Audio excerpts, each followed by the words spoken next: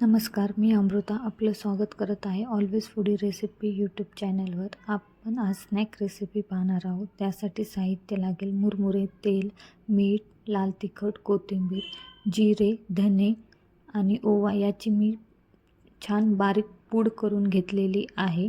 तुम्ही टोमॅटो, कांदासुद्धा ह्यामध्ये ॲड करू शकता. भेळसारखीच लागेल तुम्हाला, पण मी ॲड करत नाही आहे, मला अशीच आवडते. खूप टेस्टी आणि मुलांनासुद्धा नक्की आवडेल.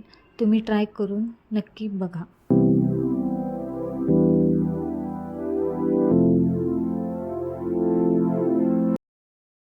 आपण मुरमुरे थोडे क्रिस्पी करून घेणार आहोत. पाहू शकता तुम्ही, आता ते नरम आहे, त्यामुळे आपण कढईमध्ये थोडेसे ते गरम करून घेणार आहोत. एकदम हलके, जास्त भाजून नाही घ्यायचे. 1-2 मिनिटच फक्त. पाहू शकता मी गॅस बंद केलेला आहे आणि हे मोठ्या गॅसवरच करून घ्यायचे आहे.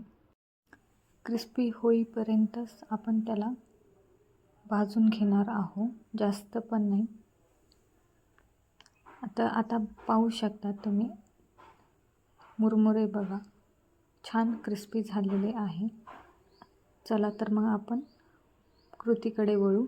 त्यामध्ये मी तेल ॲड केलेले आहे आणि त्यानंतर त्यामध्ये ॲड करणारे लाल तिखट, मीठ आणि जिरे, धने, ओवा याची जी पूड केलेली आहे मिक्सरमध्ये, ती आपण त्यामध्ये ॲड करणार आहोत.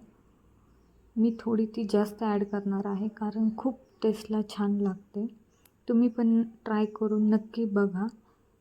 खूप टेस्टी लागते ही रेसिपी आणि खूप कमी साहित्यामध्ये तयार होते.